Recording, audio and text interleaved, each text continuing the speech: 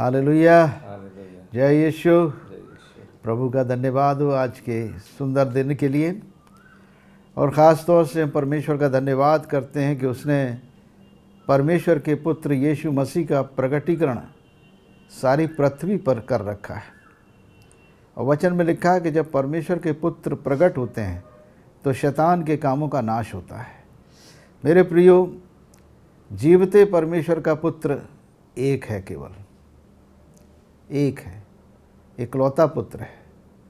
यूहन्ना 3:16 में जो लिखा है वो 100% परमेश्वर के शागिर्द ने लिखा है, जो चेला रहा है प्रभु यीशु मसीह का, और महान प्रिय चेला रहा है यूहन्ना। और वो ही एकमात्र एक ऐसा चेला था जिसने प्रकाशन लिखा है, प्रकाशित वाक्य लिखा है, और उसने पत्रियाँ भी लिखी 3। और यूहन्ना की किताब में यीशु मसीह का पूरा प्रकाशन है कि वो है कौन, उसको लोग क्या कहना चाहिए, उसे हम क्या कहें, वो है कौन। तो इस प्रकार के कन्फ्यूजन्स लोगों के अंदर नहीं होना चाहिए कि प्रभु यीशु मसीह है कौन। और सबसे बड़ा जो प्रोक्लेमेशन है, जो प्रभु यीशु मसीह की पहचान का और उनके कार्यों का, उनके पर्पस का, उनके उद्देश्य का, कि दुनिया में वो क्यों आए, यूहन्ना 3:16 में यूहन्ना नबी ने, जो यीशु का शागिर्द है, यीशु मसीह का चेला है, प्रिय चेला है, उसने लिखा है। उसने केवल उनके साथ खाया पिया ही नहीं है, उनके साथ शागिर्दी की है, उनका चेला था वो। और यीशु के हाथों से उसने आशीष प्राप्त की है, पवित्र आत्मा पाया था, पवित्र आत्मा का वरदान पाया था।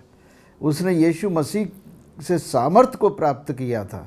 यीशु ने अपने चेलों को सामर्थ्य दिया था बीमारों को चंगा करने का, अंधों की आंखें खोलने का, बहरों के कान खोलने का, गूंगों की ज़ुबान, दुष्ट आत्माओं को निकालने का, और मुर्दों को ज़िंदा करने का।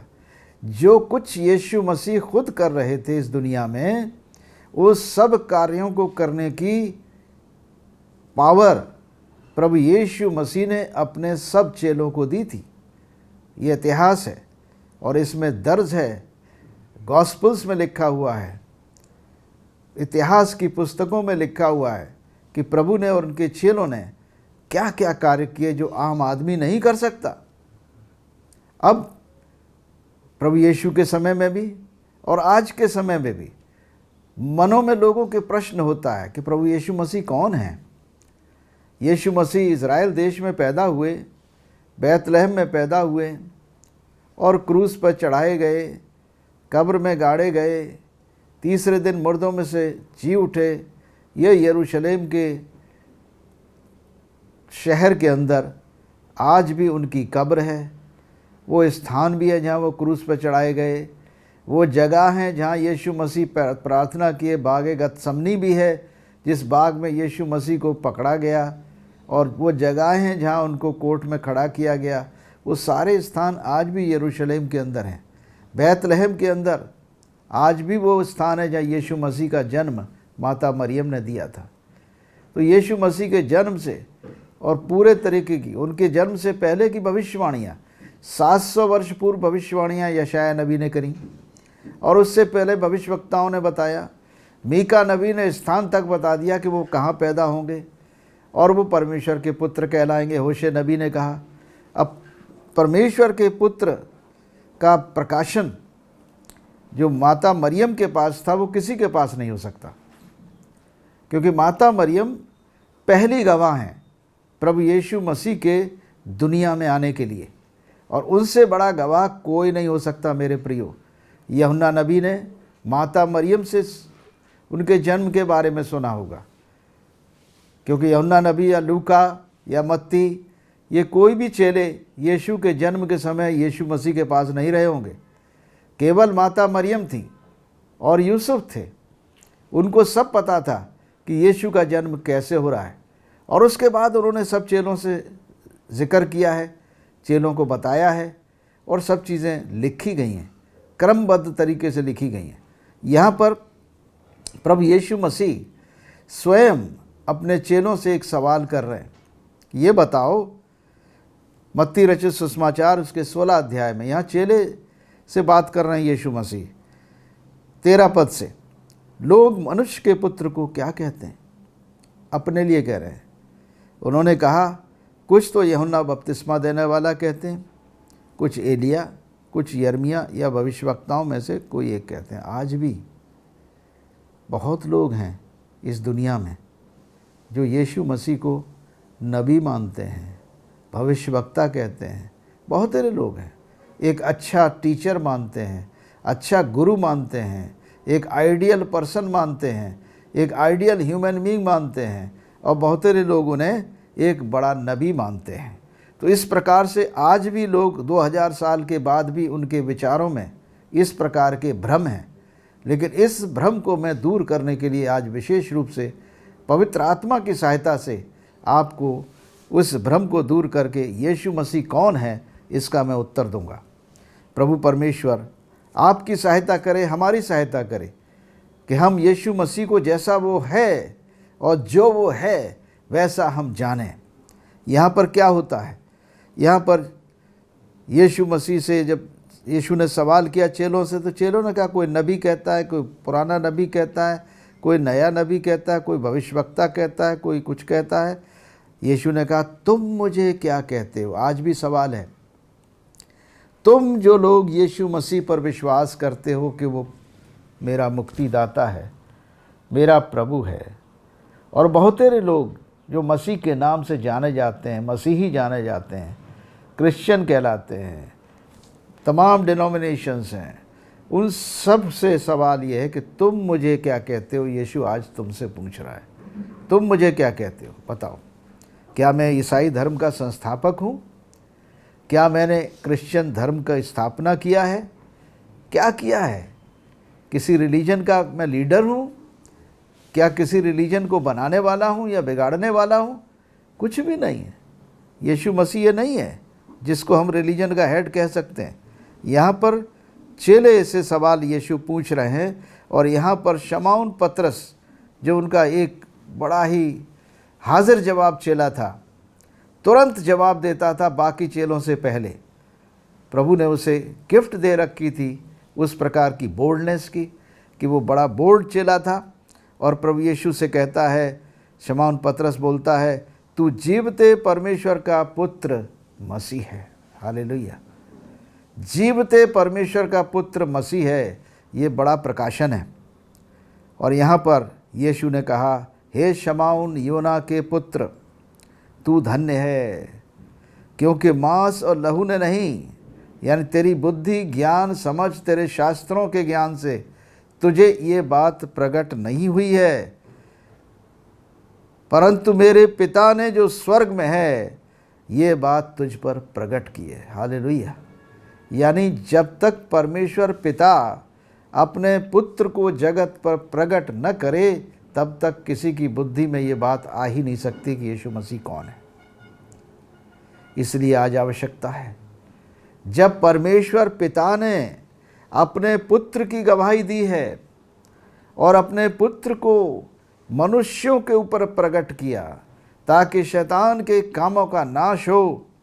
और यहाँ पर पतरस कहते हैं, तू जीवते परमेश्वर का पुत्र मसीह है, और यीशु कह रहे हैं, मेरे पिता ने जो स्वर्ग में ये बात तुझ पर प्रकट की है, और मैं तुझसे कहता हूँ तू पतरस है। शमौन का नाम उन्होंने पतरस कर दिया, रॉक कर दिया, चट्टान कर दिया। मैं इस पत्थर पर अपनी कलीसिया बनाऊंगा और अधोलोक के फाटक उस पर प्रबल न होंगे। मैं तुझे स्वर्ग राज्य की कुंजियां दूंगा, और जो कुछ तू पृथ्वी पर बांधेगा वो स्वर्ग में बंधेगा, और जो कुछ तू पृथ्वी पर खोलेगा वो स्वर्ग में खोलेगा। आज बहुत बड़ी कलीसिया पतरस के कुर्बानी की जगह पर बसी हुई है। हम जानते हैं Roman Catholic church, Vatican, pope का हेडक्वार्टर आज उसी स्थान पर बना हुआ है जहाँ संत पीटर ने अपनी कुर्बानी दी थी। मैंने वो स्थान देखा है, सेंट पीटर का, उनकी ग्रेव भी देखी है।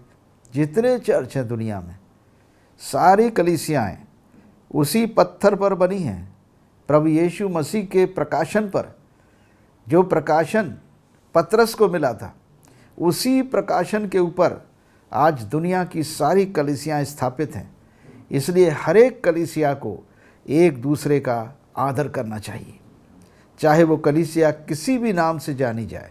सभी कलीसियाएँ उसी प्रकाशन पर बनी हैं आज की तारीख में, और ये विश्वास हमें प्रभु यीशु मसीह के द्वारा कहा गया है कि इस पतरस पर, इस पतरस के प्रकाशन पर, इस पतरस के जीवन पर मैं अपनी कलीसिया बनाऊंगा, और उस कलीसिया के विरुद्ध अधोलोक के फाटक प्रबल न होंगे, क्योंकि ये प्रकाशन बड़ा है।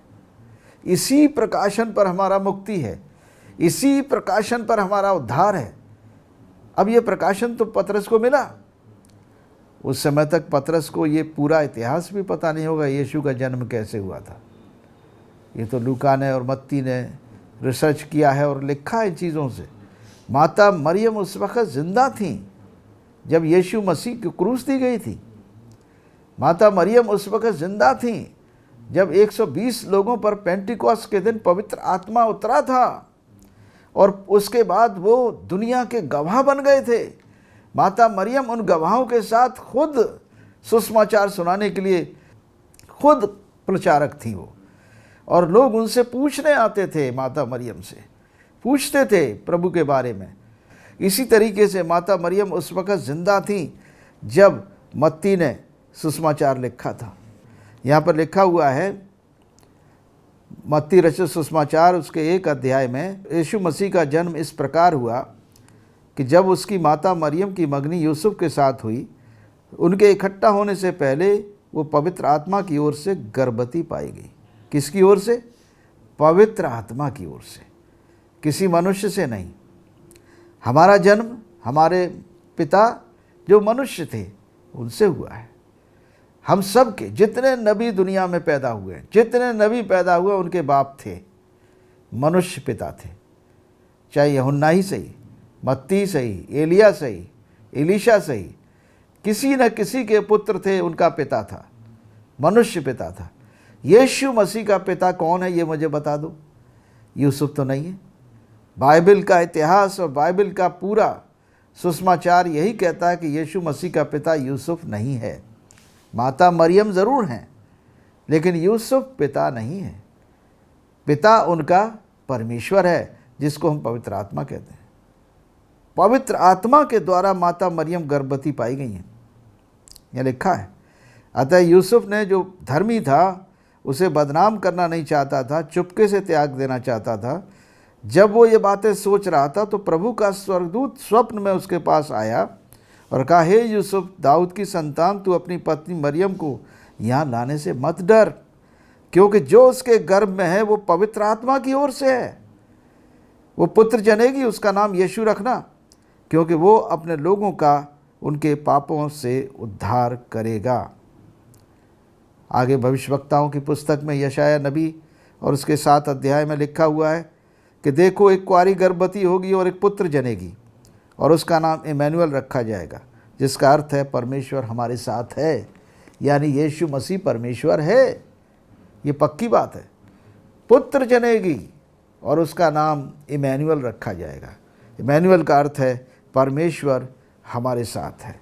लूका नबी की किताब में हम देखेंगे कि प्रभु यीशु मसीह का जन्म के बारे में और प्रभु यीशु मसीह की प्रोक्लेमेशन क्या है, क्या कह रहे हैं लूका नबी।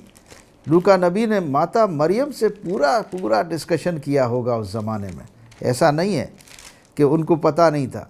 लूका नबी के समय जब यीशु मसीह के चेले सब यीशु के साथ घूमते थे तो माता मरियम के घर में खाना पीना भी खाते थे।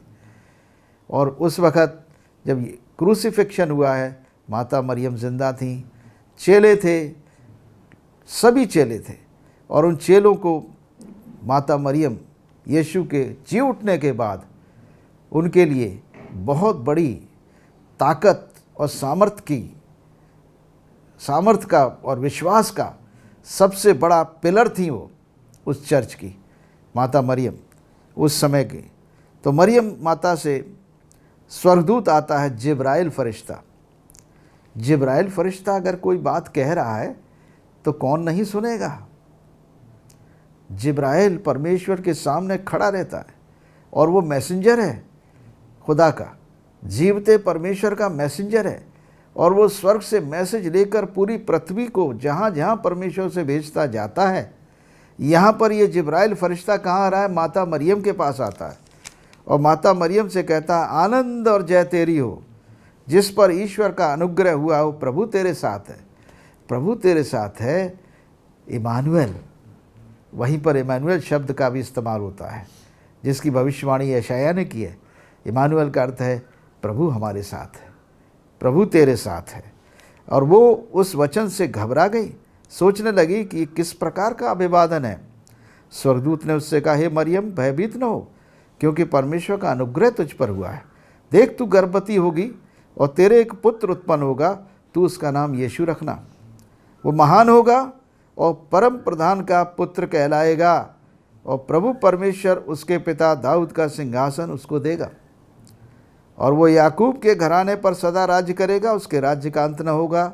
ये बात यशायाह नबी की किताब उसके 9 अध्याय उसके 6 पद में भी लिखी हुई है, जहाँ 700 वर्ष पूर्व यीशु मसीह के आने से ये भविष्यवाणी की गई थी। यीशु के जन्म की, यीशु के दुख उठाए जाने की भी भविष्यवाणी की गई है। और मरियम ने स्वर्गदूत से कहा, कैसे होगा? मेरी तो शादी नहीं हुई है, मैं पुरुष को जानती नहीं हूँ। स्वर्गदूत ने उसे उत्तर दिया कि पवित्र आत्मा तुझ पर उतरेगा और परम प्रधान की सामर्थ्य तुझ पर छाया करेगी, इसलिए वो पवित्र जो उत्पन्न होने वाला है परमेश्वर का पुत्र कहलाएगा। बहुत क्लियर है कि पवित्र आत्मा माता मरियम के ऊपर साया करेगा, और जो गर्भ में माता के आएगा वो पवित्र आत्मा की ओर से होगा। यानी परमेश्वर आत्मा है और वो आत्मा जो है देह धारण करेगा। इनकारनेशन है ये ऑर्डिनरी जन्म नहीं है जैसे मनुष्यों का आम जन्म होता है। यीशु मसीह का जन्म वैसा नहीं है, इसीलिए उसको इकलौता पुत्र कहा जाता है। इसलिए यूहन्ना 3:16 में इतना बड़ा स्टेटमेंट यूहन्ना नबी उनके चेले ने कहा है कि परमेश्वर ने जगत से ऐसा प्रेम रखा कि उसने अपना इकलौता पुत्र यानी यीशु मसीह दे दिया, ताकि जो कोई उस पर विश्वास करे नाश न हो परंतु अनंत जीवन पाए। परमेश्वर का इकलौता पुत्र कोई दूसरा नहीं, केवल यीशु मसीह है। इस बात को समझना, he is the only son of the living God. बात अलग है कि परमेश्वर के पुत्र यीशु मसीह के माध्यम से उनके द्वारा हम सबको भी परमेश्वर के बेटे और बेटी होने का अधिकार दे दिया गया है।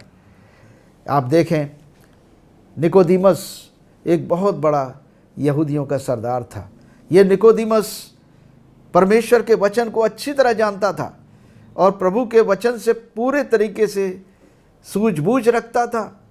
प्रभु के पास आता है रात के समय, यूहन्ना के 3 अध्याय में उसका जिक्र है, और निकोदिमस पूछता है उनसे कि मैं जानता हूँ जो काम आप करते हैं, आश्चर्य कर्म जो आप करते हैं, अंधों की आंखें खोलते हैं, दुष्ट आत्माओं को निकालते हैं, बहरों के कान खोलते हैं, गूंगे को ज़ुबान देते हैं, लंगड़े को चलाते हैं, बीमारों को चंगा करते हैं, मुर्दों को जिंदा करते हैं, ये काम कोई मनुष्य नहीं कर सकता यदि उसके साथ परमेश्वर न हो। यहाँ भी वो इमानुएल की भविष्यवाणी को कन्फर्म कर रहा है। निकोदिमस, परमेश्वर हमारे साथ है। यीशु मसीह का नाम इमानुएल है और इमानुएल का अर्थ है परमेश्वर हमारे साथ है। यदि परमेश्वर हमारे साथ न हो तो वो कार्य जो प्रभु यीशु मसीह कर रहे थे कोई नहीं कर सकता। यहाँ पर यीशु ने एक कहा, जवाब दिया उसे कि देख, जब तक तू नए सिरे से न जन्मे तब तक परमेश्वर के राज्य को मैं प्रवेश का देख भी नहीं सकता। प्रवेश तो बहुत बड़ी चीज़ है, तू उसे देख भी नहीं सकता है। तो उसने, मैं तो बूढ़ा आदमी हूँ, कैसे जन्म लूँगा नया? मैं कैसे नए सिरे से जन्म लूँ? How can I be born again? माता के गर्भ में दोबारा जाऊँ और तब जन्म लूँ? ये कैसे संभव है? यीशु ने कहा, तू इतना बड़ा ज्ञानी यहूदियों का सरदार होकर ये बात को नहीं समझता? तुझे आत्मा और जल से जन्म लेना अवश्य है। जब तू आत्मा से, पहला जन्म तेरा शरीर से हुआ है, यानी सबसे पहले तू शरीर की संतान है। जो तेरा जन्म शरीर से हुआ है वो शरीर है, जो आत्मा से जन्म हुआ है वो आत्मा है। और इसलिए तुझे आत्मा से जन्म लेना अवश्य है। ये आत्मा से जन्म कैसे होगा? आत्मा से जन्म होगा परमेश्वर के पुत्र यीशु मसीह पर विश्वास करने के द्वारा। जो कोई यीशु मसीह पर विश्वास करेगा, यीशु मसीह का जन्म कैसे हुआ? पवित्र आत्मा के द्वारा। वो पवित्र आत्मा से जन्मा, पवित्र आत्मा से भरा हुआ है। पवित्र आत्मा ही है जो देह धारण हुआ है, पवित्र आत्मा ही जो इनकारनेट हुआ है, जो मनुष्य बना है। मनुष्य के रूप में परमेश्वर है वो, और परमेश्वर का पुत्र कहलाता है शारीरिक रूप में हमारे सामने। परमेश्वर का पुत्र है वो, और ये परमेश्वर का पुत्र जो है पूरा अधिकार रखता है किसको? परमेश्वर की संतान होने का अधिकार दे दे। जितनों ने प्रभु यीशु मसीह पर विश्वास किया उन सबको उसने परमेश्वर की संतान होने का अधिकार दिया। और ये संतान कौन है? वो जो विश्वास करने के द्वारा उत्पन्न हुई है, यानी जो मसीह यीशु में जिसने नया जन्म पाया है, नई सृष्टि बना है। संत पौलुस दूसरा कुरिन्थियों और 5 अध्याय उसके 17 पद में कहते हैं, जो मसीह यीशु में है वो एक नई सृष्टि है, पुरानी बातें बीत गईं, सब कुछ नया हो गया है। अर्थ ये है कि यीशु मसीह पर जब विश्वास करते हैं वो हमें नई सृष्टि बना देता है। यानी हम शारीरिक मनुष्य उत्पन्न होते हैं सबसे पहले, और उसके बाद वो हमें आत्मिक मनुष्य बना देता है, जीवता प्राणी बना देता है। हम जीवते मनुष्य बन जाते हैं, हम जीवते परमेश्वर के बेटे और बेटियां बन जाते हैं। परंतु ये अधिकार हमें केवल यीशु के माध्यम से ही मिल सकता है। तो किसी भी नबी ने कभी भी पाप क्षमा किसी के नहीं किए, तो यीशु मसीह कैसे नबी हो सकते हैं भाई? यीशु मसीह कैसे केवल नबी हो सकते हैं? ये संभव नहीं है। परमेश्वर को ही केवल पाप क्षमा करने का अधिकार है, और ये तोरा में दिया हुआ है। और ये मूसा नबी भी जानते थे, और मूसा से बड़ा प्रॉफिट कोई नहीं हुआ। और मूसा किसी के पाप क्षमा नहीं किया।